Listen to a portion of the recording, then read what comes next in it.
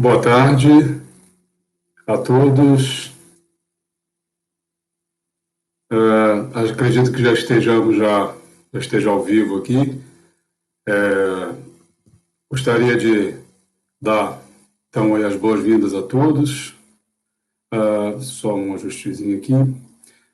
Meu nome é Petrilson Pinheiro, eu sou professor e diretor associado do Instituto de Estudos da Linguagem da Unicamp.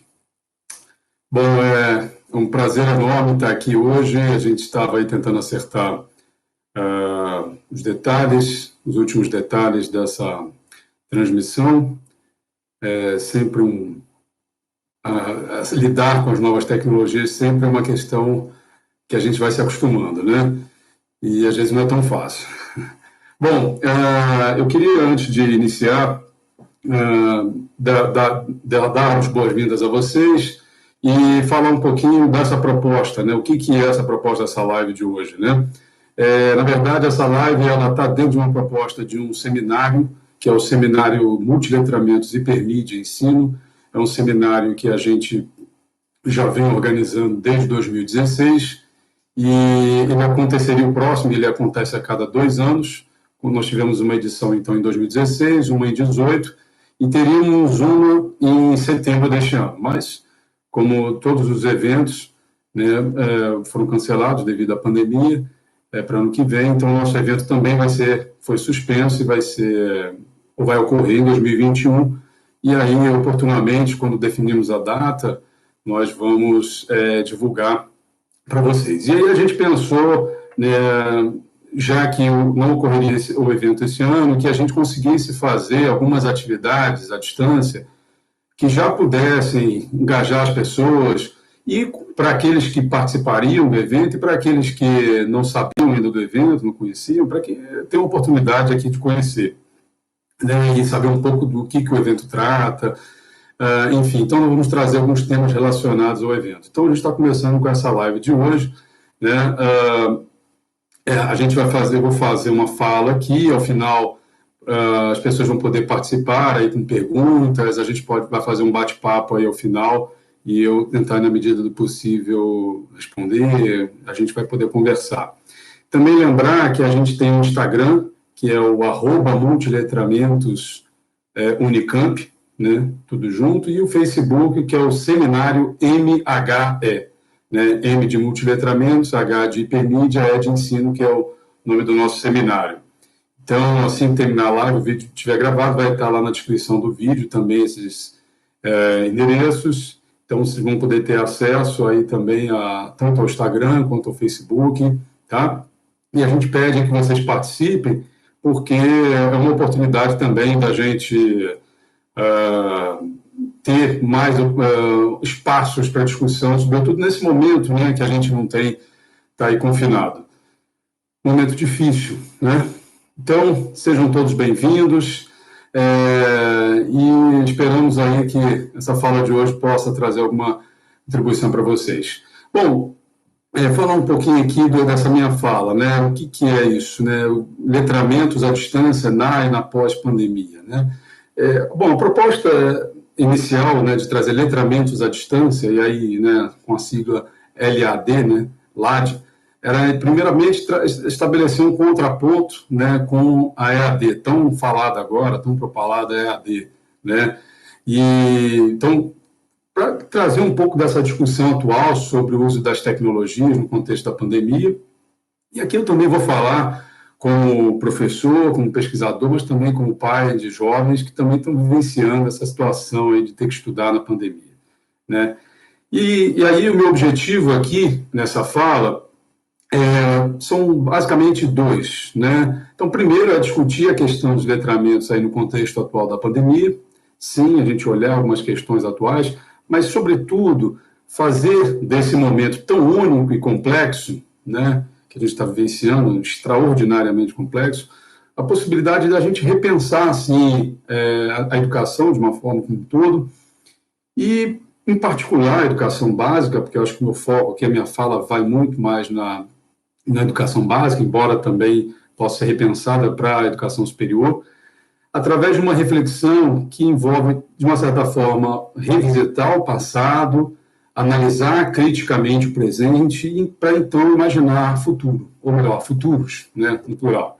E eu acho que esse exercício crítico, que eu vou tentar fazer aqui, é um exercício dialético. O que é dialético, né? Porque as ideias se desenvolvem a partir, sim, de algumas teses, e aí antíteses que se contrapõem a essas teses para a gente pensar em sínteses, mas olhar essa relação entre essas teses e antíteses de uma forma ambivalente, não procurando endeusar ou dar algumas possibilidades, mas olhando essas possibilidades de forma ambivalente, tentando ver tensões, contradições, mas também diálogos em comum, né? Então, essa é a proposta. E, para isso, eu gostaria, então, de iniciar a minha fala começando, na verdade, não vou fazer uma discussão aqui teórica, e nem é a proposta aqui hoje, mas eu queria trazer um conceito que eu acho interessantíssimo para a gente refletir. É de uma autora chamada Svetlana Boym, do livro dela chamado The Future of Nostalgia, que é O Futuro da Nostalgia, foi um livro publicado em 2001, e eu queria trazer aqui, para começar a problematização, o conceito dela de nostalgia. Ela diz o seguinte, nesse livro dela: nostalgia é um sentimento de perda e de deslocamento, mas também é o romance da pessoa com a sua própria fantasia.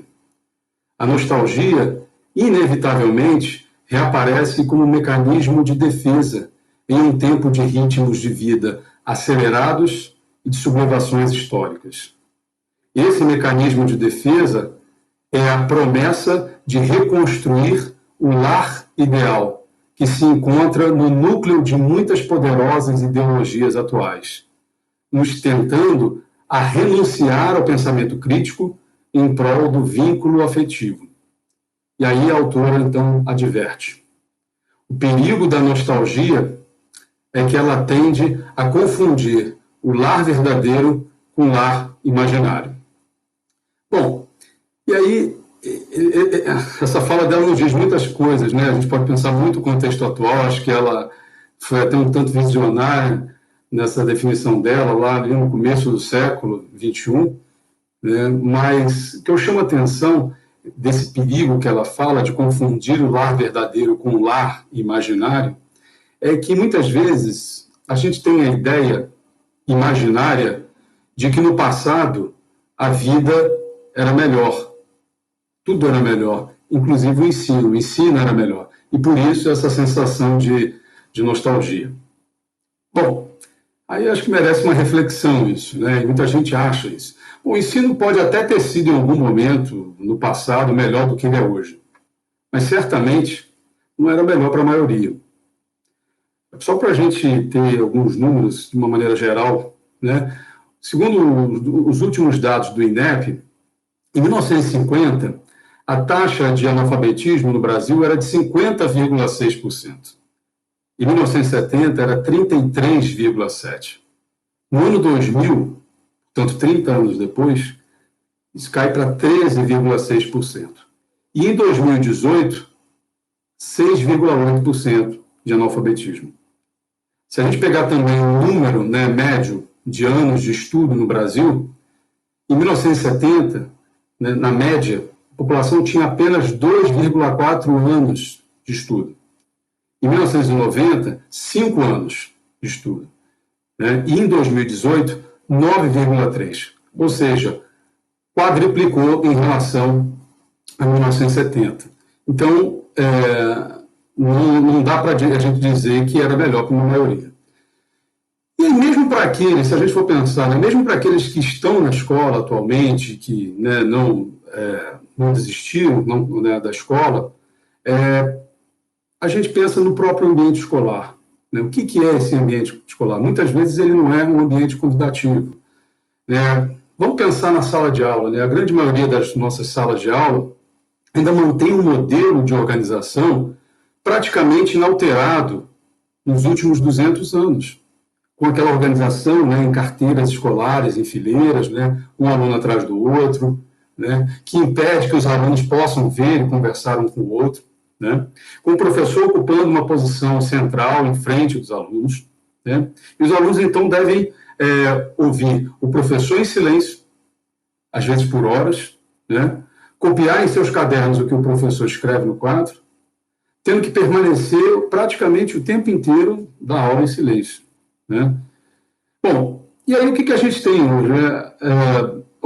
Meio que ao contrário disso. Nós temos uma quantidade, sim, cada vez maior de crianças e adolescentes que lidam cada vez mais com um tipo de informação, né, pela internet, por meio de seus celulares, uma informação que ela é multidirecional, né? Ela opera em várias direções, ela é multifacetada, ela é multissemiotizada, porque envolve vários meios, né? Então, os nossos alunos, com isso, se tornam alunos multitarefas, fazem várias coisas, e a escola ainda opera num modelo linear, sequencial de atividades, ou seja, uma coisa depois da outra. E se o aluno, porventura, não consegue acompanhar isso, muitas vezes o próprio aluno ele é taxado com alguns problemas, né? Enfim, e eu acho que a gente tem que olhar isso. Agora, esse é um lado que eu já, inclusive, escrevi sobre isso é importante, eu acho que a gente tem que, a escola precisa dar conta disso. Isso é verdadeiro. Mas vamos olhar, aí tentando trazer esse lado ambivalente que eu falei no começo da minha fala, muitos acabam usando justamente essa constatação, que é verdadeira, né, para defender o ensino à distância. Mas antes da gente defender, eu acho que a gente precisa tomar cuidado e examinar o que dizem não só as leis, mas, sobretudo, olhar o contexto atual. Sobre as leis, eu acho que é importante a gente situar, não sei se todos estão familiarizados, tem um decreto, é o decreto 9.057, recente, de 2017, que logo no seu artigo 1º, ele define o que é a educação à distância. Então, ele abre aspas, para fins deste decreto, considera-se educação à distância a modalidade educacional na qual a mediação didático-pedagógica nos processos de ensino e aprendizagem ocorra com a utilização de meios e tecnologias de informação e comunicação, com pessoal qualificado, com políticas de acesso, com acompanhamento e avaliação compatíveis, entre outros, e desenvolva atividades educativas por estudantes e profissionais da educação que estejam em lugares e tempos diversos. Nesse mesmo decreto, no artigo 8º, diz lá o seguinte, abre aspas, compete às autoridades dos sistemas de ensino estaduais, municipais e distrital, no âmbito da unidade federativa, autorizar os cursos e o funcionamento das instituições de educação na modalidade à distância, nos seguintes níveis e modalidades.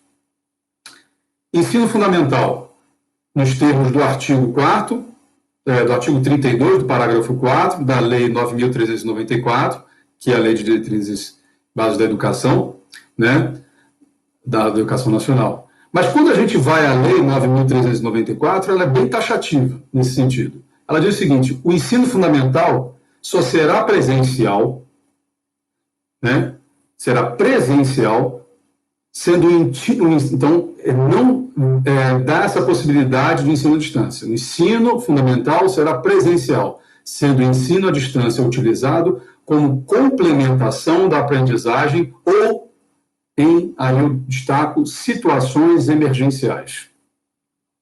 Bom, aí essa expressão, né, situações emergenciais, talvez seja aí um amparo legal para muitos defenderem a educação à distância nesse momento. Embora isso seja muito genérico, e até faz sentido, mas aí eu levo para o segundo caso, porque para além das leis, a gente tem que olhar principalmente para o contexto atual da pandemia.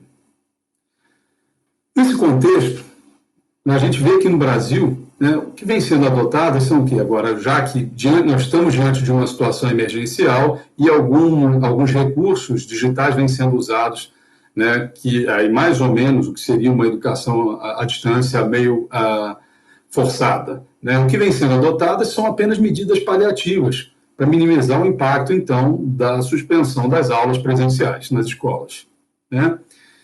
Bom, primeiro ponto, e aí eu acho que é importante, muitos alunos não têm facilidade de acesso a plataformas específicas de ensino à distância, mesmo que eles tenham acesso à internet, né? Porque não possuem computadores adequados, né? Ou porque, às vezes, mesmo tendo acesso à internet, não tem uma internet de boa velocidade em casa para estudar e pesquisar.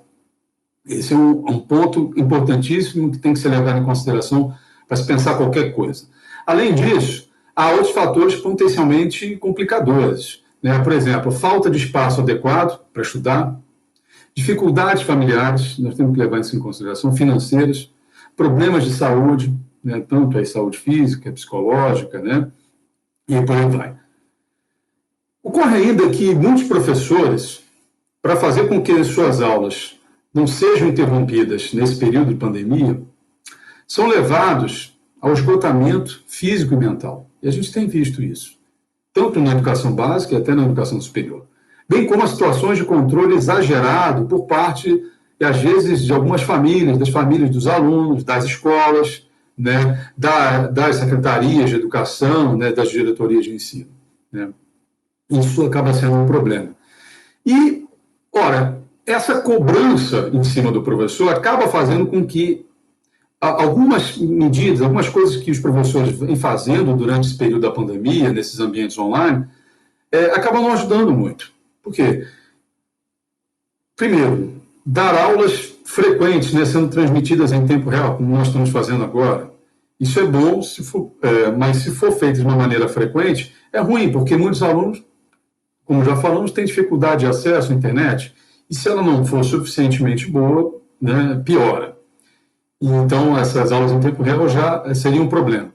Ou ainda, professores enviam por e-mail, pelo WhatsApp, um monte de textos e tarefas digitalizados, né, para os alunos, e os pais têm que muitas vezes se desdobrar para fazê-las no tempo determinado pelo professor, né, em meio a tantas outras atividades que eles têm que fazer.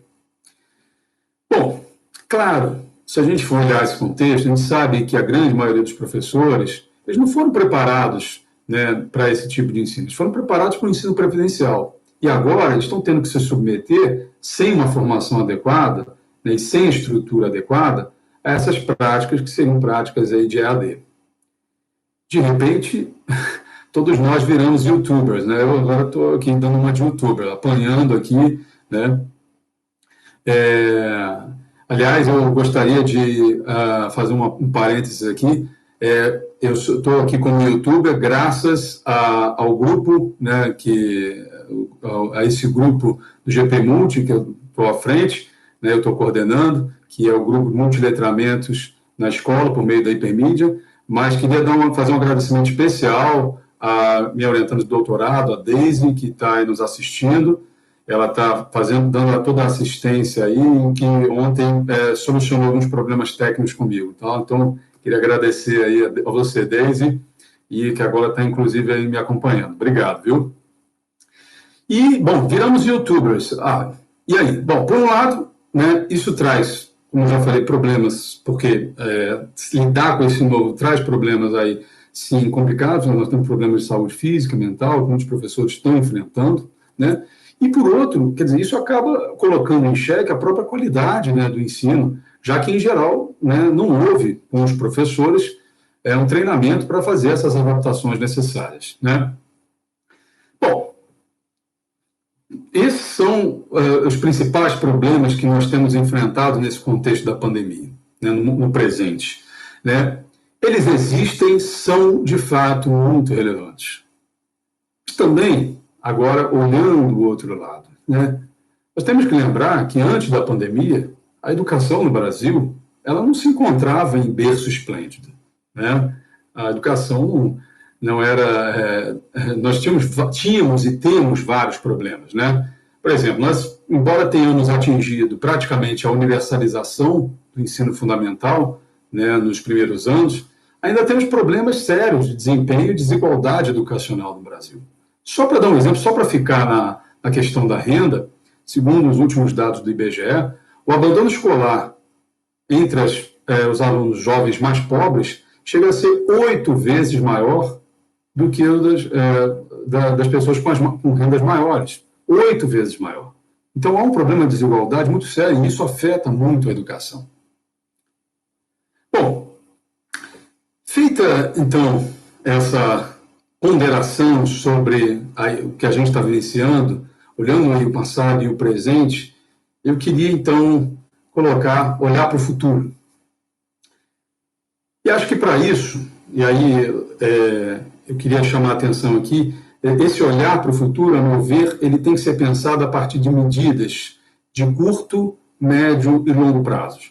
Elas têm que ser bem definidas e, principalmente, baseadas em pressupostos técnico-científicos e não em pressupostos ideologizantes. Nós não podemos pensar em leis, pensar em mecanismos governamentais que sejam determinados a partir de ideologias. Pensando, então, no curto prazo, o Ministério da Educação, as secretarias de educação, de uma maneira geral, né, estaduais, municipais, devem preparar e divulgar muito bem como podem ser conduzidas as atividades online. E eu estou olhando tanto agora para o presente, para o futuro próximo, né, nesse curto prazo. O momento da pandemia, como eu disse, é extraordinariamente adverso. Por isso não é hora, e aí eu repito, não é hora de nós nos prendermos a regras. Um momento extraordinário. O que nós temos que definir são princípios. Nós temos que nos basear, por exemplo, princípios como a liberdade de cátedra, em que o professor valorizar, sim, a opinião e as condições do professor. E o princípio da liberdade de cátedra, princípio da equidade, respeito às limitações técnicas e de acesso de professores e alunos, sobretudo dos mais vulneráveis. Isso é fundamental. Ora, então nós teremos que fazer a seguinte pergunta nesse momento. O que é importante ensinar e aprender agora, nesse contexto da pandemia? Minha opinião, nesse momento, mais importante do que ensinar que é uma oração reduzida de infinitivo ou relações métricas no triângulo retângulo, né, é ensinar agora aos nossos alunos valores éticos, respeito à diversidade. Isso poderia, inclusive, ser feito, no caso de língua portuguesa, por exemplo, por meio de um trabalho envolvendo gêneros jornalísticos, gêneros da vida cotidiana, que são mais comuns aos alunos, explorando menos questões formais, linguísticas, e mais as competências de leitura e produção, inclusive produção multimodal, né? Não só da escrita. Né? Então, e aí, com base nesses princípios, então, as secretarias de educação devem estabelecer, então, diretrizes aos professores. E essas diretrizes que sejam factíveis e flexíveis, sobretudo em relação à infraestrutura tecnológica mínima e às condições de trabalho dos professores, respeitando a realidade de cada contexto e as propostas pedagógicas de cada escola. E apontando também quais serão as providências a serem tomadas quanto à reposição do calendário letivo escolar. Fundamental isso. E aí a Secretaria de Educação, junto com as diretorias de ensino e as gestões das escolas, devem criar e estimular, por exemplo, projetos virtuais, né, online, voltados para ajuda mútua entre professores e alunos, né, podendo criar aí um espaço, né, para troca de experiências, né, de enfrentamento a essa situação atual que a gente está vivenciando de distanciamento, né? Eu acho que seria interessantíssimo, porque muitos professores, a gente não sabe, as diretorias, né, de ensino, as secretarias, não têm esse acompanhamento de como estão os professores. Né? Além disso, poderiam ser oferecidos a esses professores, nesse momento da pandemia, por que não, cursos de formação, um modelo aí específico, voltado para o uso de tecnologias digitais, mas levando em consideração, é claro, suas necessidades, suas limitações de acesso. Né? Eu acho que poderia ser, sim, desenvolver uma série de atividades aí junto com os professores, partindo das secretarias de educação, né? Mas é também fundamental as escolas e os professores considerem, então, a diversidade dos estudantes atendidos. Gente, nós temos alunos que estão altamente tecnologizados, mas temos alunos que moram em contextos extremamente precários.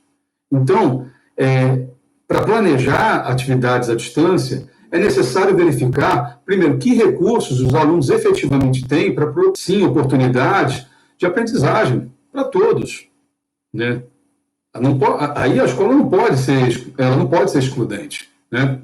Bom, mas aí a pergunta, isso significa então que não deve ter aula nesse momento? Minha opinião, deve haver aula sim, mas primeiro, as aulas não podem ser formais, né? É muito importante, e aí eu acho que é um ponto fundamental, que o contato, né, que haja essa interação, haja contato entre professores e alunos, né, por meio das tecnologias digitais, que esse contato seja mantido nesse período da pandemia, né? Mas esse contato deve valorizar muito mais a troca de experiências, né, que tanto os alunos quanto os professores estão vivenciando, do que a aquisição de conteúdo escolar.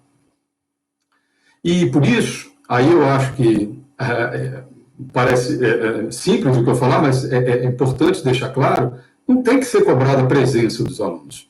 Não temos que ficar achando agora mecanismos digitais para ficar cobrando presença dos alunos. Nem mesmo ficar cobrando atividades diárias dos alunos durante esse período da pandemia, né? Eu acho que nenhum estudante deve ser prejudicado por não ter acesso à internet. Eu acho que não deveria nem sequer haver obrigatoriedade de realização das atividades à distância nesse período, né? Ela tem que ser de uma maneira que se coloque da melhor forma possível, entendendo que há uma série de atividades que podem ser feitas, né? A gente tem que ter um olhar para as diversas realidades educacionais. Por exemplo, como é que ficariam as aulas, nesse momento, à distância, em relação às comunidades indígenas, às comunidades quilombolas, às comunidades de assentados, em que os acessos aos recursos tecnológicos são ainda mais difíceis, né? Então, por isso, é preciso levar em conta também as necessidades específicas dessas comunidades. E aí, por exemplo, realizar tarefas tradicionais, tarefas que possam ser registradas e ser mostradas depois, em um período posteriormente, né, quando então as aulas voltarem ao normal, né? Há várias possibilidades. Bom, e no médio e longo prazo? Porque eu acho que esse momento nos oportuniza refletir sobre o futuro. Não só o futuro imediato, mas o futuro, sim, a médio e longo prazo. Entendo que, no médio e longo prazo, o governo deve criar, sim, antes de tudo, claro, mecanismos que atuem para melhorar a qualidade da educação. Por exemplo, já tramita há bastante tempo no Congresso Nacional uma proposta de destinar 10% do PIB para a educação. Está tramitando, mas já há bastante tempo e isso não se efetiva. Então, a sociedade deve cobrar isso, os 10% do PIB. Só investimos praticamente metade disso.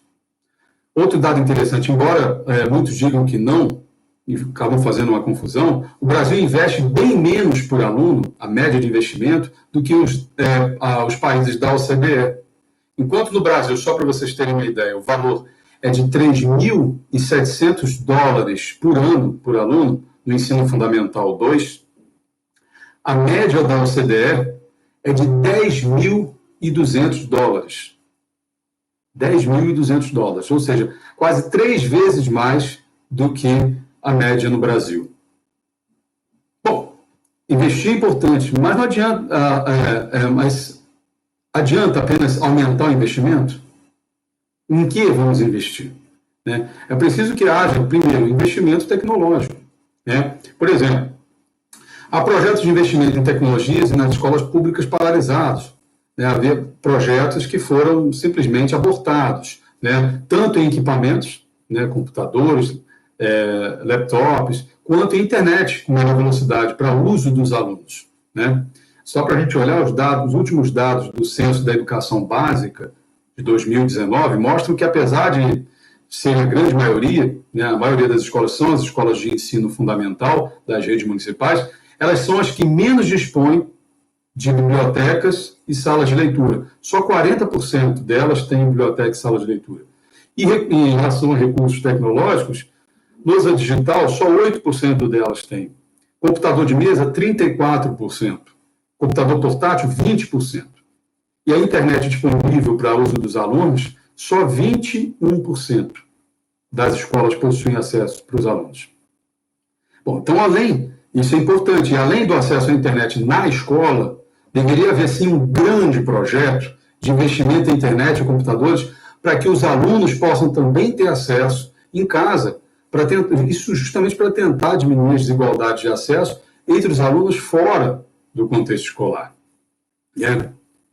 Bom, mas e aí? Mas, no entanto, não basta só investir em tecnologia, isso é uma parte, é importantíssimo. É preciso que haja, sobretudo, investimento humano. Nesse ponto, eu acho que é fundamental investimento na formação docente, tanto na inicial, que são a formação e investimento nos cursos de licenciatura, né, quanto na formação continuada, aí por meio de cursos de pós-graduação, lato sensu, stricto sensu, e extensão. Né? Inclusive, com incentivos à carreira profissional, né, do professor. Criar planos de carreira que sejam factíveis para os professores, né, que os motivem a prosseguir na carreira. Por exemplo, incentivando com o aumento de salário para aqueles que se especializam mais, fazem pós-graduação, fazem curso de extensão. Né?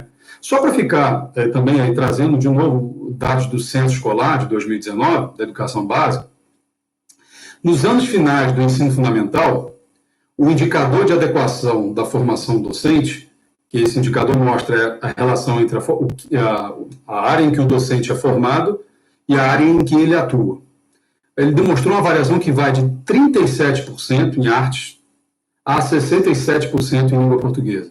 Ou seja, só 37% dos professores de arte são formados em artes. E 67%, parece muito, mas não é, só 67% dos professores de língua portuguesa são formados na área de língua portuguesa. Então, o censo também mostra que apenas 40% dos docentes têm alguma pós-graduação e 38% algum tipo de formação continuada, até 2019. Então, por exemplo, nós tivemos um programa, até algum tempo atrás, um programa de mestrado profissional, com bolsa para os professores da educação básica, que ele poderia se afastar, né, até 2 anos para fazer o mestrado, né, ganhando bolsa e continuando ganhando seu salário, que foi abortado. Né? Então, e o que acontece? E o que a gente vê é que, apesar de muitos professores estarem procurando, sim, fazer um trabalho comprometido e sério nas suas escolas, é muito comum a gente ver, e isso tem a ver, obviamente, com a formação, claro, usar materiais didáticos, muitas vezes, de uma forma inflexível, o que sim dificulta qualquer tipo de inovação e restringe, sim, as possibilidades de se realizar um trabalho de fato colaborativo, de valorização também dos saberes, das culturas e das histórias dos alunos. Então, porque os alunos, antes de aprender com qualquer teoria, né, ele se conecta e aprende muito mais pelo que ele vivencia, a partir do que ele experimenta. Então, é fundamental, porque simples uso, né, de usar novas tecnologias no ensino não resolve. Pois ele pode simplesmente, né, o professor, ficar reproduzindo práticas tradicionais de ensino, como ainda acontece em muitas escolas, usando novas tecnologias. E é o que está acontecendo agora no contexto da pandemia, né? Usando videoaulas e, às vezes, testes online, testes no modelo bem tradicional, para alunos que mal conseguem acessar a internet. Né? E aí eu até trago 2 autores, que é a Michelle Noble e o Carl Lensch, eles vão dizer o seguinte: o que é mais importante, então, não é usar novas tecnologias, mas sim que essas novas tecnologias mobilizam tipos de valores, prioridades, sensibilidades e procedimentos muito diferentes dos letramentos com os quais nós estamos acostumados. Então, é importante, sim, as tecnologias, mas que essas tecnologias mobilizem novos valores, novas atitudes, senão a gente só vai estar replicando, reproduzindo práticas que poderiam ser feitas sem o uso da tecnologia. Né? E eu acho que é interessante, eu trago aqui também as competências gerais da educação básica que se encontram na Base Nacional Comum Curricular, a BNCC. Né? Lá são 7 as competências gerais, e aí eu chamo a atenção para a competência 5, que ela mostra justamente, né, como as tecnologias aí podem ser pensadas para justamente trazer novos saberes e concepções para a educação, dentro dessa lógica de não só reproduzir. Então, olha lá, compreender, utilizar e criar tecnologias digitais de informação e comunicação de forma crítica, significativa, reflexiva e ética nas diversas práticas sociais, incluindo as escolares, para se comunicar, acessar e disseminar informações, produzir conhecimentos, resolver problemas e exercer protagonismo e autoria na vida pessoal e coletiva. Essa competência da BNCC, ela dialoga muito fortemente com a ideia de letramentos com a qual eu trabalho, que eu tentando de alguma forma trazer aqui, que é justamente, ela busca reconhecer essa multiplicidade de práticas de letramentos, tanto as valorizadas quanto as não valorizadas na escola. E essa perspectiva de letramentos, portanto, ela reconhece a importância dos diferentes espaços sociais de aprendizagem para a formação do aluno, que vai além de espaços físicos, né? Então, a própria escola, ela não é apenas um espaço físico, não é um prédio onde os alunos vão lá para estudar e ponto. Ela é sim um espaço social composto de pessoas e de suas relações. Por isso, as aulas presenciais na escola são primordiais para o processo de aprendizagem, tanto para o desenvolvimento socioemocional dos alunos, né, nas relações com os colegas, com os professores, que são importantes para os alunos aprenderem a conviver com as diferenças, né, quanto para o desenvolvimento cognitivo do aluno, aprendendo com o apoio mais próximo dos professores e aprendendo com os próprios colegas também. Bem, e aí, isso me leva então a pensar o seguinte, a gente pode levantar a pergunta, então o que é ser letrado hoje? O que é ser letrado hoje? Né? É verdade, sim, que as pessoas estão cada vez mais conectadas com as tecnologias digitais. O celular, vamos olhar o celular. O celular, mais do que uma ferramenta tecnológica que nos ajuda aí a fazer coisas, né, no nosso dia a dia, ela se tornou uma parte importante da nossa própria cognição, sobretudo para os mais jovens, como os nossos alunos. Né? Então, e eles se dominam muito essa tecnologia, muitos desses jovens. Mas falta a esses jovens, sim, desenvolver um olhar crítico sobre o uso que eles fazem da internet. E aí o que eu quero dizer é que muito mais do que buscar informação na internet, é necessário educar os nossos alunos para uma análise crítica das informações que eles encontram, né, com as quais eles lidam ou eles podem vir a lidar. Né? Então eu entendo que ser letrado crítico estaria mais até do que nunca relacionado ao fato de que a internet ela pode ser útil, tanto para divulgar informações relevantes, né, quanto informações falsas. Né? E como é que a gente lida com isso? Como é que a gente distingue isso? Então eu considero que o letrado crítico, ele não apenas busca informações na internet, ele está também preocupado em avaliar as fontes das informações disponibilizadas na internet. E aí, mais do que nunca, nesse contexto de fake news, isso se torna fundamental. E aí, como um exemplo interessante, eu trago a Wikipédia. Todos nós conhecemos, lidamos com a Wikipédia. Né? Bom, diferentemente das enciclopédias tradicionais, mesmo aquelas que estão online, como a Barça, por exemplo, a Britânica, a Wikipédia ela é uma enciclopédia em que as informações são fluidas, né? Elas mudam constantemente. Mas elas são fluidas justamente porque, na Wikipédia, você não é apenas consumidor, mas é também produtor de conteúdo. Isso acaba gerando... Isso é ótimo porque você produz conteúdo, mas isso também acaba gerando desconfiança e acaba levando, sim, muitos professores, né, em particular, a não quererem usar a Wikipédia com seus alunos, justamente por causa dessa desconfiança. Eu me lembro de uma professora cursista, que participou de um curso de formação que eu ministrei, lá no Instituto de Estudos da Linguagem da Unicamp, que ela mesma dizia, eu não trabalho com a Wikipédia. Eu perguntei, por que você não trabalha? Porque tem muita informação errada na Wikipédia. Eu falei assim, ela tem muita informação errada? Ela, sim. Eu falei, que bom que tem muita informação errada. Porque justamente por ter informação errada, isso nos faz querer refletir, tornar os nossos alunos críticos sobre aquela informação. Então, poder fazer com que eles pesquisem outras fontes e não simplesmente descartar. Né? Então, em vez de descartar esse conteúdo da Wikipédia, e se nós passássemos, ao invés disso, a desenvolver com os nossos alunos um trabalho de pesquisa sobre as informações que nós buscamos na internet, que envolve a compreensão e avaliação crítica das fontes pesquisadas? Foi essa a pergunta que eu fiz a ela. Isso é mais do que usar a internet para buscar informação. E aí que eu acho que é um ponto-chave. É transformar a pesquisa na internet em objeto de ensino. Isso nos leva a ir além da questão do consumo de informação sem reflexão, ou simplesmente de rejeitar os conteúdos que encontramos na internet. É discutir e analisar os conteúdos de forma crítica. Quando eu falo em transformar a pesquisa na internet em objeto de ensino, estou querendo dizer o seguinte, que é preciso que a gente pense em criar parâmetros, de fato, didático-pedagógicos para fazer isso. Então, aí eu volto de novo, né, foi nesse mesmo curso de extensão, e eu mostrei para essa professora como a gente poderia trabalhar, né, que é um curso, inclusive, ele é exclusivamente voltado para a formação continuada de professores da educação básica. Então, como é que nós trabalhamos isso? Né, pensando nesses parâmetros que eu acabei de falar. Discussão sobre processos de busca de informação que circulam na internet.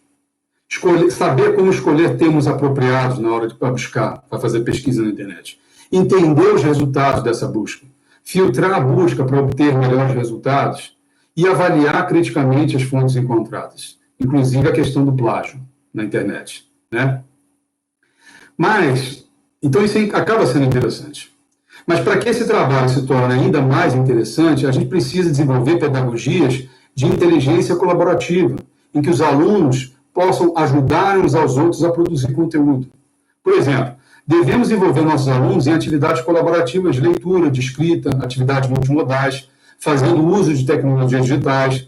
Por exemplo, poderíamos criar clubes de leitura à distância, né? Contação de histórias com leitura dramática, teatro, por exemplo, que poderia ser gravada, né, em vídeo, aí poderia ser editada e depois disponibilizada mais para frente publicamente. Né? Gravação em vídeo de uma resenha de uma obra, conversão de um livro em podcast ou em vídeo de animação.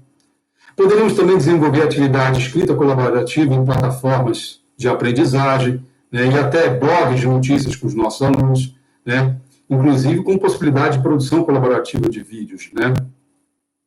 Tudo isso, é claro, afeta diretamente a forma como avaliamos nossos alunos. E aí vamos pensar em avaliação, mas não adianta fazer isso, então, trabalhando com um tipo de avaliação tradicional, que testa a memorização de conteúdos, que muitas vezes são esquecidos pelos alunos depois da prova. Verdade é isso. Então, ora, se os dispositivos tecnológicos, né, os celulares, né, eles se tornaram uma espécie de próteses cognitivas dos nossos corpos, né, então nós passamos a lidar com muito mais informação do que jamais poderíamos lembrar para uma simples avaliação. Vamos pensar nisso. A gente tem muito mais, né, a gente lida com muito mais informação do que a gente poderia cobrar numa única avaliação.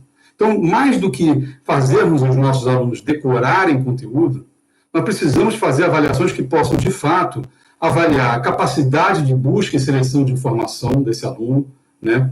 E, sobretudo, o pensamento crítico e criativo em relação a essa informação. Isso através de um trabalho que não envolve só apenas mentes individuais, mas contribuições colaborativas desses alunos. E quando a gente fala, então, em avaliação, é importante utilizar diferentes instrumentos de avaliação nesse processo de aprendizagem.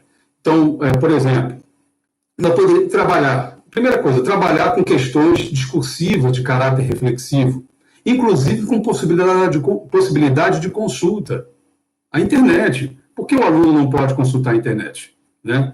Se eu não estou querendo cobrar um conteúdo que é simplesmente para ser memorizado, mas é para que ele possa refletir. Não faz sentido. Né? Então, ele poder consultar. Participação. Eu posso avaliar meu aluno por participação e engajamento nas suas próprias aulas. Então, criar mecanismos que eu consiga avaliá-lo dessa maneira. Pensar atividades online, tanto individuais quanto colaborativas, sobre as quais os alunos possam não apenas refletir com mais tempo, né, que aí podem fazer isso em casa, e mais possibilidade de consultar outras fontes de conhecimento, para além do próprio professor e para além do próprio material didático, né, mas isso também dá essa possibilidade, mas também a possibilidade dele trocar experiências com outros colegas em um espaço online comum.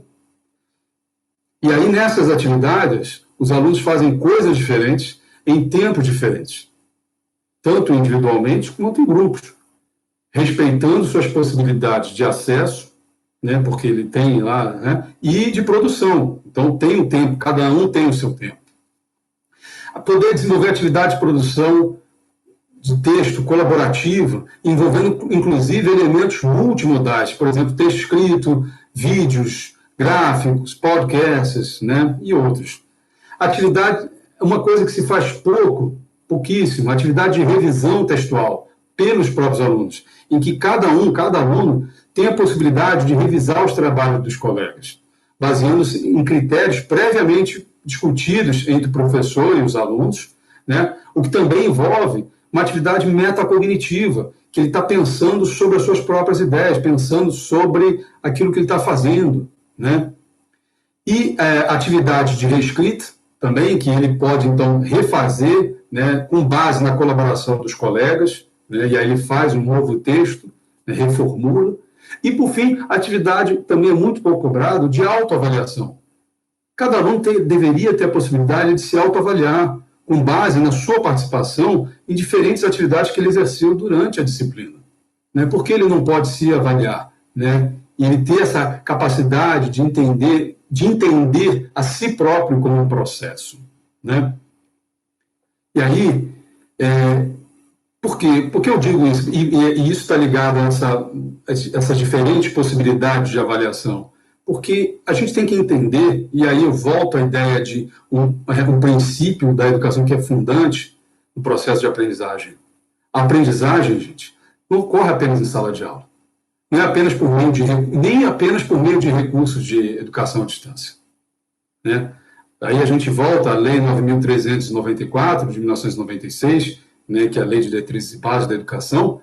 Ela diz logo no seu artigo 1º, a educação abrange os processos formativos que se desenvolvem na vida familiar, na convivência humana, no trabalho, nas instituições de ensino e pesquisa, nos movimentos sociais e organizações da sociedade civil e nas manifestações culturais. Portanto, a aprendizagem, ela é ubíqua, ela ocorre em qualquer tempo, em qualquer lugar. É um processo que dura a vida toda. A gente está sempre aprendendo. E o mais interessante disso é que nesse processo de aprendizagem, a gente aprende muito com os nossos alunos. Por isso é preciso, sim, construir espaços de conhecimento e de experiências colaborativas, em que eles tenham essa possibilidade de trocas entre si. Né? Mais do que, então, olhar o contexto atual, e aí eu encaminho já aqui para o final da minha fala, né? Eu levanto a pergunta, e aí para a gente agora refletir. Alunos voltarem às aulas depois da pandemia, tudo será como antes? É uma pergunta e tanto, né? Mas aí eu gostaria, então, de voltar ao início da minha fala, quando eu citei a autora, né, a professora Svetlana Boym, quando eu falei do conceito dela de nostalgia.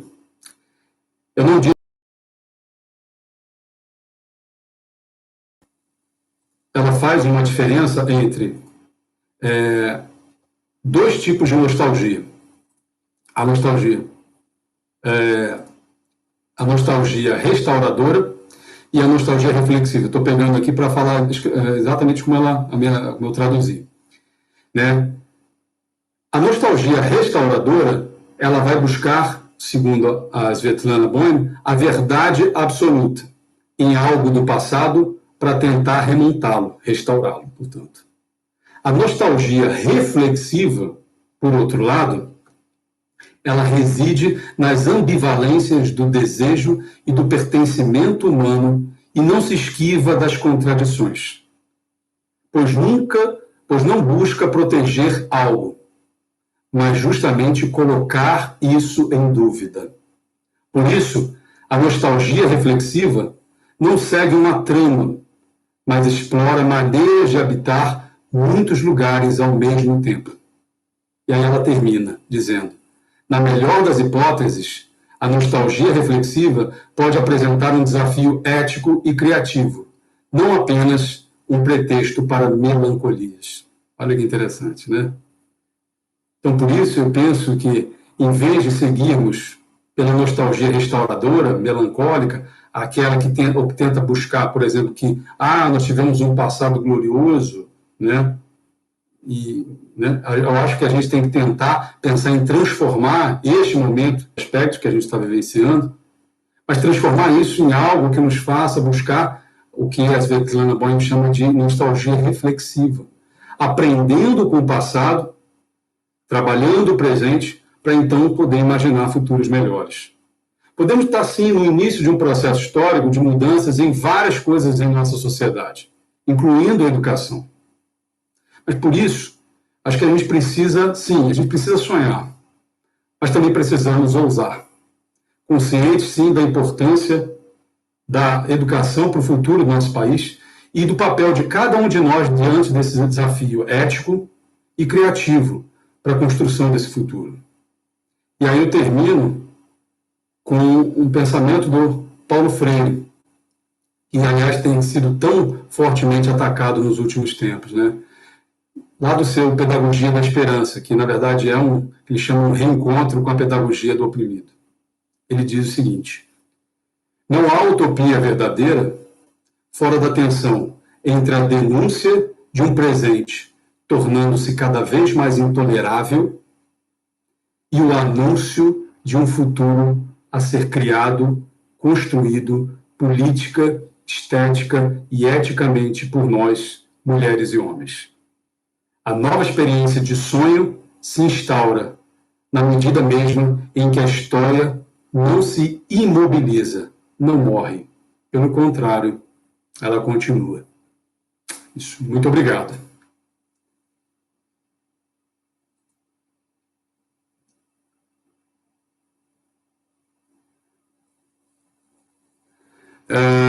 Bom, gente, eu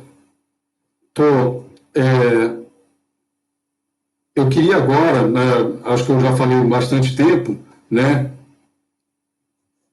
Eu queria agora passar aqui. A Daisy, que a quem já agradeci, ela me mandou aqui pelo WhatsApp, porque eu falei assim, eu vou me perder aqui, e ela ficou de me ajudar, né? Sim, ela me organizou aqui alguns comentários, né, de algumas pessoas que enviaram aqui, e ela me mandou pelo WhatsApp, aí fica mais fácil e eu posso ir comentando, né? Bom, primeiro é o seguinte, no início da sua fala você mencionou que temos 6,11% de analfabetos no Brasil, é isso mesmo? Os modos de definir o analfabetismo também mudaram ou não? Também mudaram, não? Basta saber escrever um nome para ser considerado alfabetizado? Bom, não é. Não basta saber escrever um nome para ser considerado alfabetizado. Não. Sim, mudaram.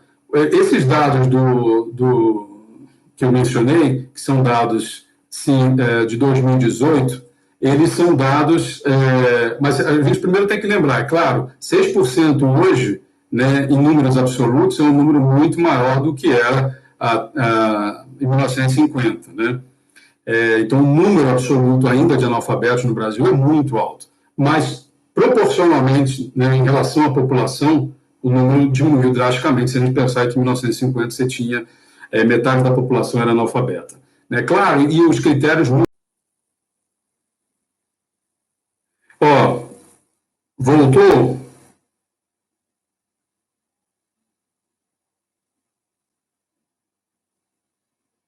Voltou? Pessoal, eu tinha encerrado porque tinha travado. Eu não sei se alguém já entrou. É, puxa vida, não sei o que houve. É, tem algumas pessoas entrando.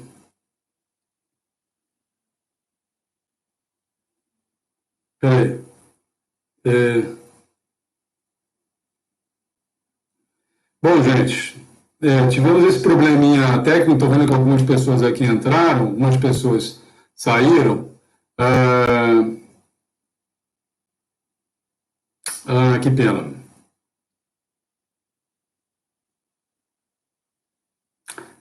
tinha...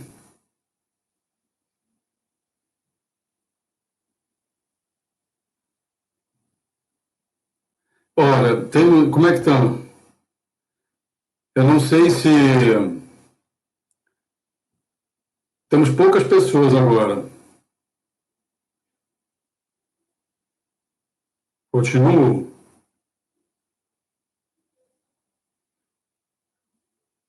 Ah, bom, temos aqui, tem algumas pessoas, eu estou vendo aqui, tem pessoas online. Quem puder, por favor, quem estiver online vendo essa live, por favor, poderia escrever alguma coisa? Quem puder aí? Quem puder escrever, quem estiver online, por favor, poderia escrever?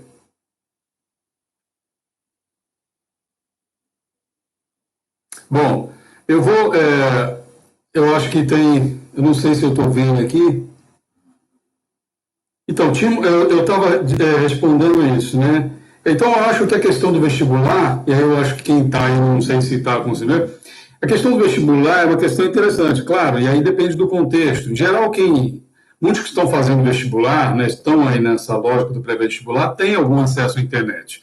E eles, o interesse maior é do vestibular, e, portanto, aqui, agora eu estou vendo o pessoal aí.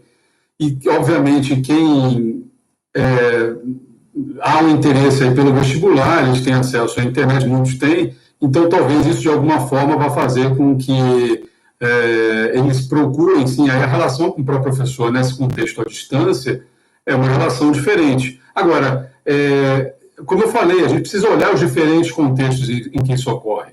Não basta a gente simplesmente criar uma regra geral, né? Por isso eu falei de pensar em princípios, né? Fale um pouco sobre como enfrentar as dificuldades dos professores com a tecnologia nesse momento. Como eu disse, é um momento difícil, porque, veja, em primeiro lugar, os professores não foram devidamente preparados para esse tipo de trabalho. Ninguém, como eu disse, de repente todos nós viramos youtubers, né? E como é que fica? Olha aí agora, por exemplo, né? Eu estava fazendo a live com vocês e caiu, né? Bom, eu tive aqui um intensivão ontem com a Daisy, que me ajudou bastante ontem, mas eu tive, então, algum suporte, e se eu não tivesse, quer dizer, como seria? Então, estou pensando, eu tenho feito com os meus alunos em tempo real, discutido assim, mas esporadicamente, então eu tenho privilegiado muito mais essas atividades assíncronas, que são em tempos diferentes, que eles possam fazer nos seus próprios tempos, nos seus próprios ritmos. Então, acho que minimamente tem que ser isso. E os professores, a gente sabe, quando a gente fala de acesso, eu não estou falando só de acesso do aluno à internet, o próprio professor, pensar o professor da escola, que às vezes não tem acesso, ou tem um acesso muito limitado, né? E de repente ele tem que se ver em fazendo atividades, tendo que ser cobrado por isso, né? É muito ruim. Então, eu acho que a gente precisa, nesse momento, entender que nós não podemos ficar enchendo os alunos de atividades, né? E isso vai trazer um próprio alívio para o próprio professor, porque o professor precisa sentir à vontade. Olha, isso é interessante. Estou aqui, eu acho que está... Vocês me ouvem? Está todo mundo me ouvindo? Tá ok. Tá.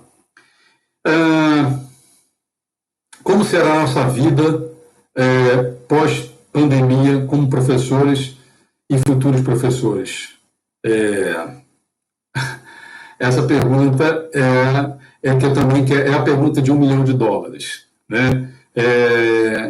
Eu quero acreditar, e foi inclusive o caminho do final da minha fala, que a pergunta de que eu acho que é um momento terrível, mas nós temos que, de alguma forma, repensar modelo. Nós temos que repensar uma série de coisas na nossa vida. Repensar, por exemplo, como é que a gente se relaciona com a natureza. Repensar como é que se relaciona com o outro. Como a gente se relaciona, por exemplo, na relação com o próprio trabalho. Será que a gente precisa enfrentar sempre os engarrafamentos? A gente precisa consumir tanto petróleo? E aí, em relação à educação, como é que o professor se relaciona? Então, olha, se ele foi forçado agora a usar novas tecnologias, como é que ele pode, então, para um futuro próximo e distante, repensar isso para que ele torne essas tecnologias sua aliada?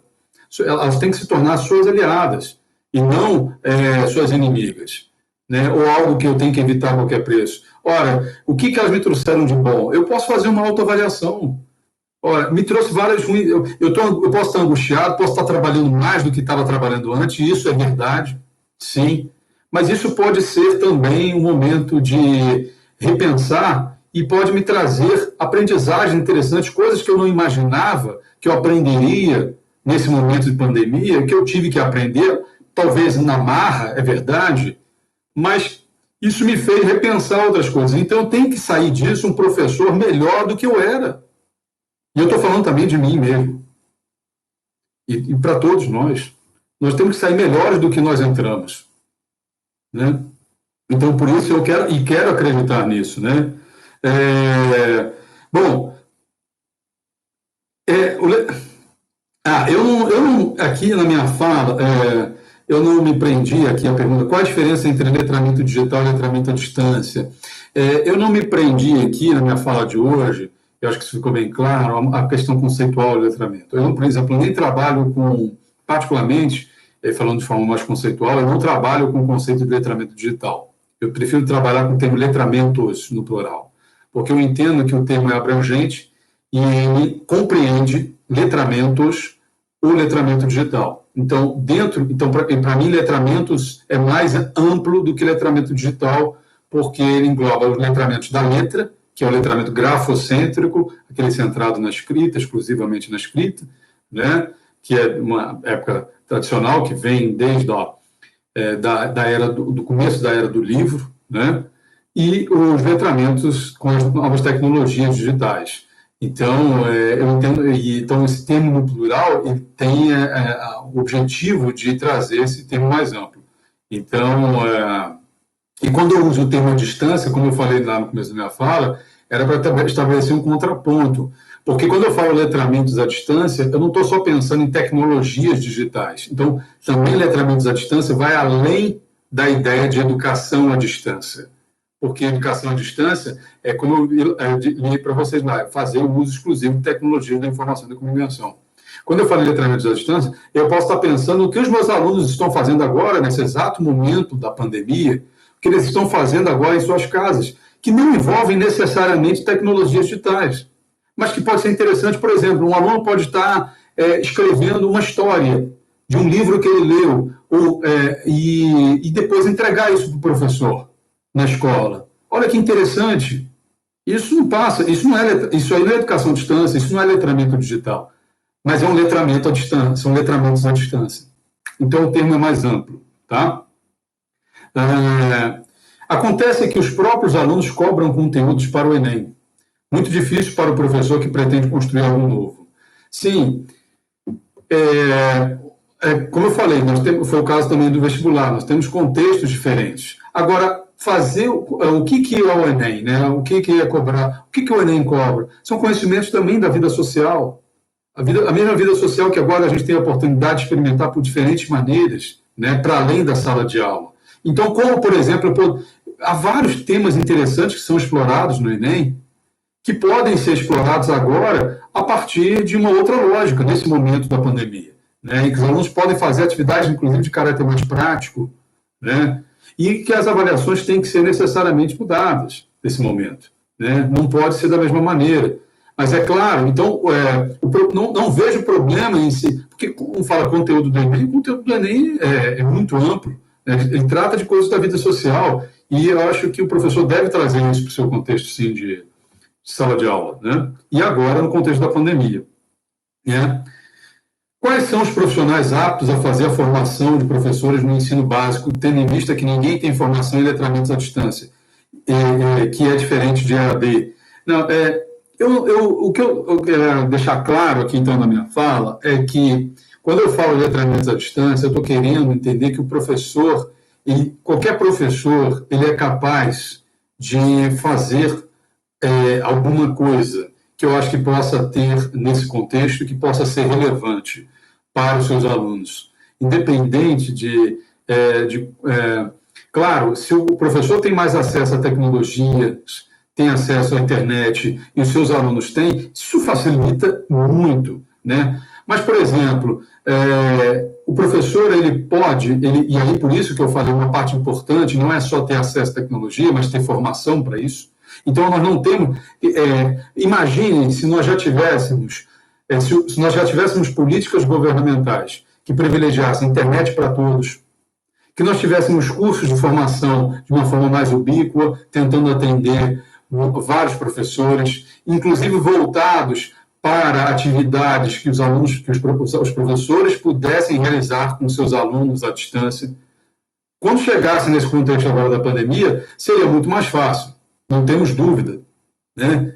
Mas, então, isso também pode ser um aprendizado para que a gente comece, sim, a cobrar políticas governamentais, também envolvendo secretarias de educação, as diretorias de ensino, as próprias gestões das escolas, que também se engajem nessa luta para que a gente tenha mais formação voltada para isso e que incentivar o professor a seguir também, a fazer a formação para que ele também se qualifique, não só para sua aprendizagem, mas que ele também seja reconhecido profissionalmente por isso, e financeiramente, é claro, né? Então, eu não estou pensando só no curto, eu quero pensar no médio e longo prazo.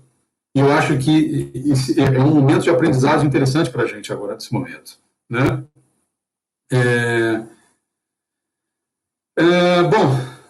Nós temos aí aqui...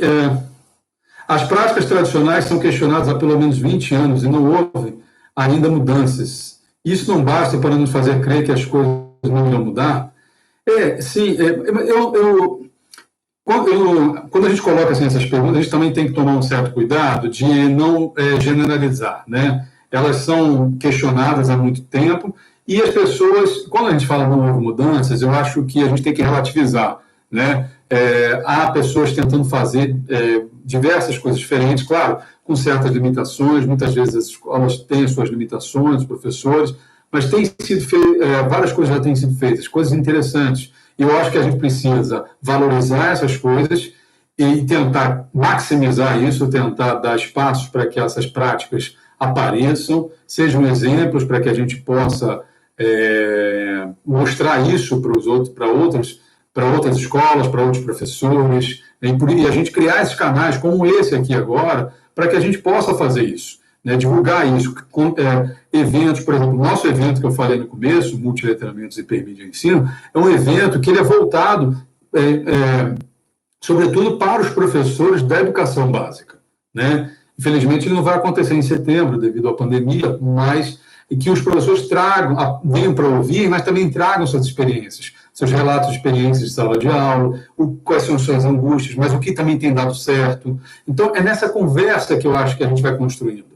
Então, a gente tem que sair também das posições dicotômicas que colocam ou a tecnologia endeusando a tecnologia ou demonizando a tecnologia, né? E tentar construir espaços em que ela faça parte desse processo gradualmente, como já disse, mas que isso possa ser interessante. Eu estou seguindo aqui... tem uma... assim, agora vem aqui, ó. Estou seguindo aqui... Eu estou seguindo, gente, aqui o WhatsApp que a Deise me mandou, tá?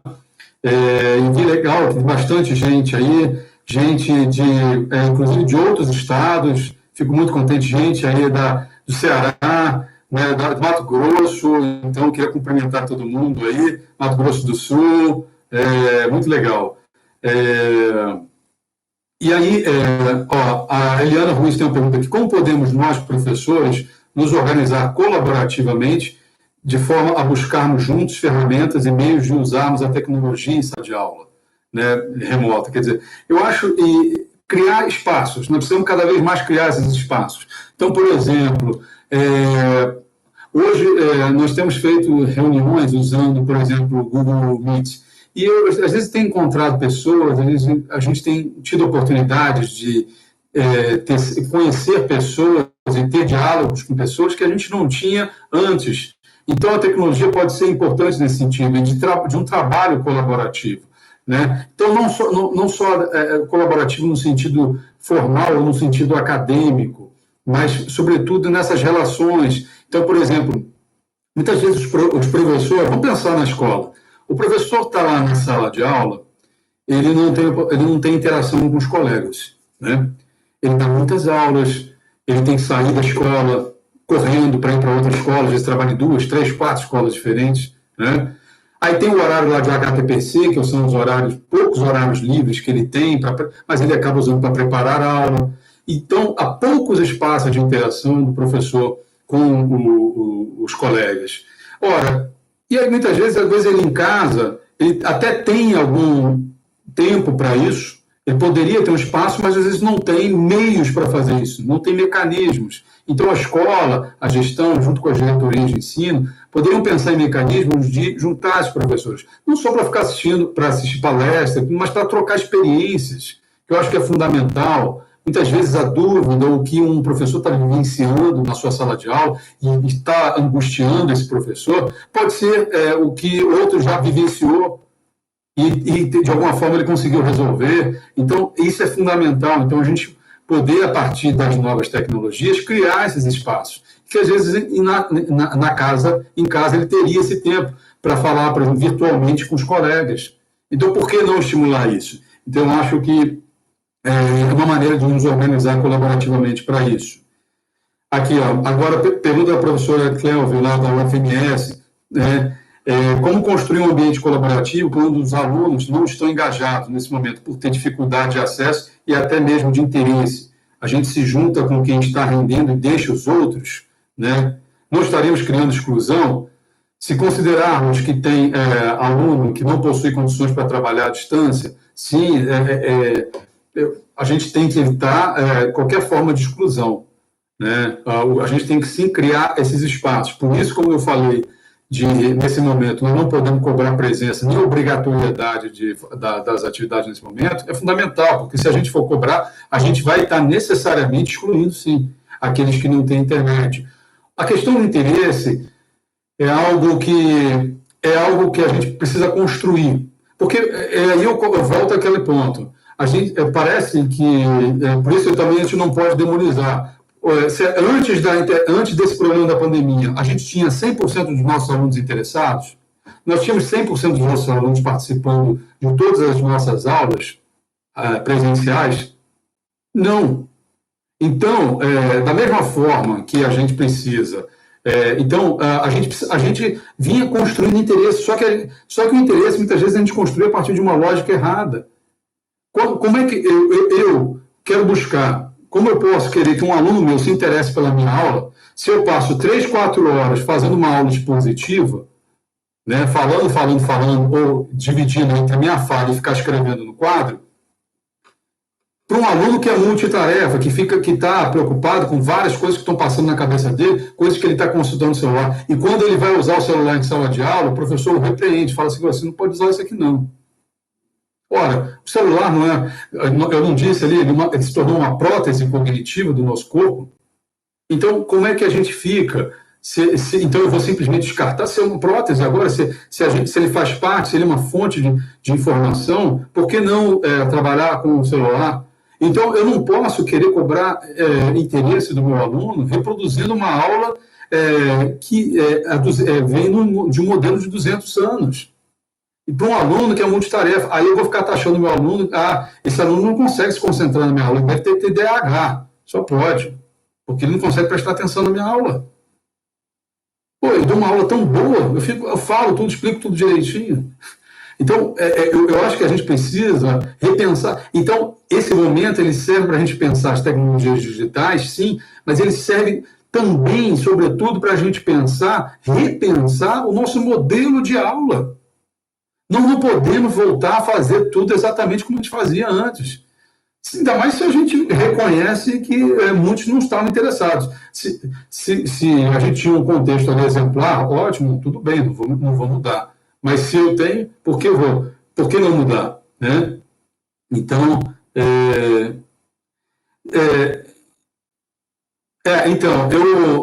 o termo multiletramentos, né? Quando eu falo de letramentos, eu estou falando de um termo mais amplo, até, né? Incluindo também os multiletramentos. Inclusive, vai agora sair no final desse mês de maio uma tradução, na verdade, que eu fiz do livro do original, Literacies, né, que é do Bill Cobb da American Lands, mas não é exatamente uma tradução, é uma versão brasileira, porque eu trago exemplos e tudo, e vai sair no final de maio pela editora da Unicamp. Então, oportunamente, nós vamos divulgar, então, o livro, mas, e inclusive nos canais, né, da internet. E o título do livro é Letramentos. Então, a ideia de que, sim, os multiletramentos, entendendo que eles estão dentro dessa lógica. Porque, como eu falei, vendo, letramento eu estou considerando, tem tanto o letramento da letra, o grafocêntrico, até as mais recentes usos que se faz, infelizmente não daria certo. Né? É preciso pensar uma outra lógica. Acho que a gente, num futuro, aí eu estou pensando lá na frente, não haveria necessidade sequer de haver vestibular, de haver Enem. Não precisaria. Se eu tenho uma lógica de avaliação de alunos, que é uma avaliação processual, em que eu avalio, por exemplo, pegando todo o ensino médio desse aluno, eu avalio um processo, né? Eu não tenho porquê depois ele tem que ser submetido a um exame específico para entrar na universidade. Né? Ele pode ser avaliado durante todo um processo, né, por vários quesitos, que é uma avaliação muito mais interessante e ela pega muito mais coisas do que qualquer prova, qualquer exame poderia avaliar individualmente.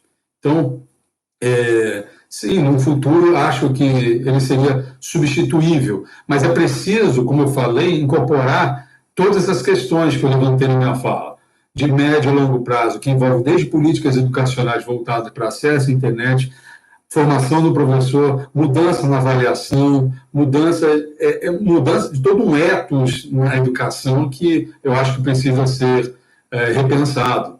E aí, porque não adianta nada eu fazer uma avaliação interessantíssima do meu aluno até o terceiro ano do ensino médio, e aí ele vai submetido a um exame como esse, né? Isso vai ser repensado também, né?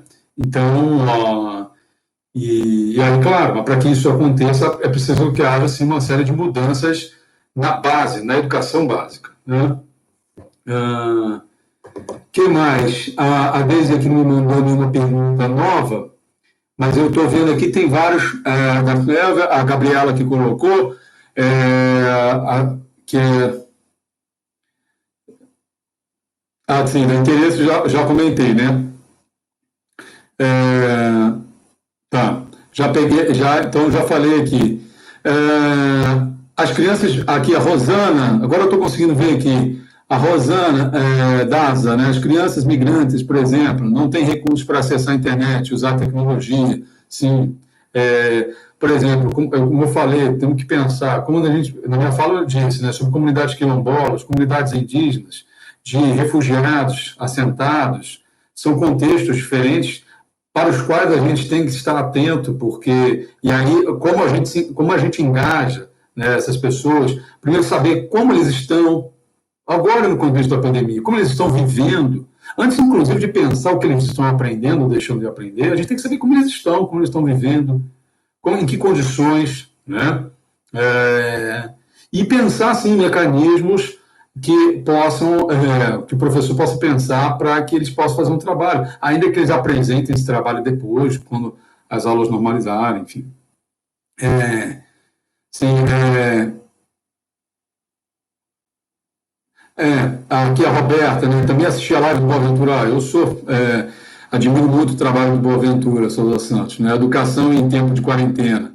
Ele diz que há uma disputa do que vai ser a educação e pode ser uma oportunidade para lutar por mudança e transformação social. É o que eu acredito e que eu tentei trazer, sim, nessa fala de hoje. Por isso que eu coloquei, fiz questão, muitos estão falando, em tempos de pandemia, né, muitas lives têm focalizado isso, e eu tento focalizar mais na pós, o que me interessa, inclusive, é pós-pandemia, o que nós vamos fazer? E aí eu acredito, sim, nessa transformação, né?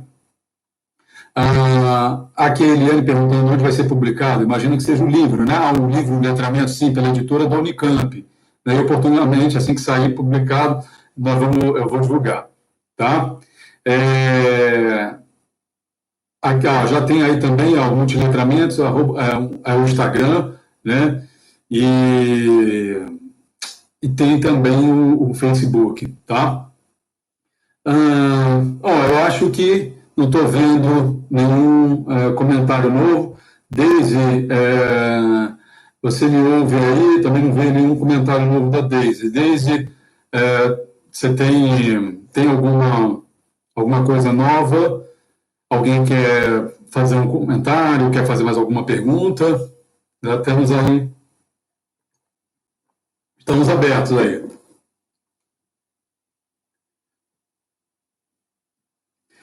Isso.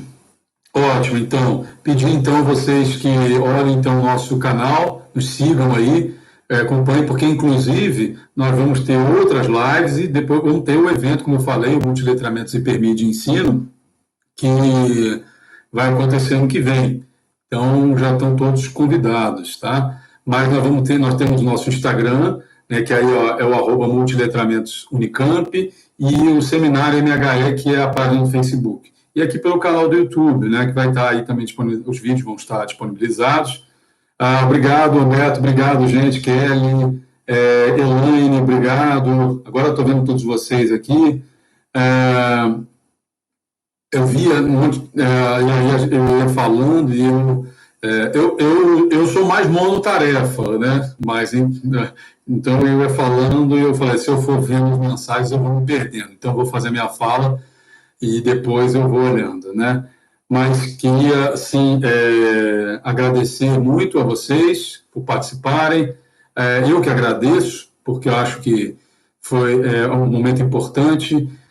É um momento difícil, como eu falei, acho que é um momento histórico, mas nós não podemos apenas passar por esse momento tristes, acreditando que tudo é ruim. Nós podemos e devemos aprender com esse momento e nos tornarmos, de alguma forma, melhores, no nosso caso, melhores professores depois dessa pandemia, né? Alguma coisa tem que se enganar. E que a gente consiga transmitir de alguma forma isso para os nossos alunos, né? Então, acho que essa é a grande. Mas, como já diz o Paulo Freire, né, a gente,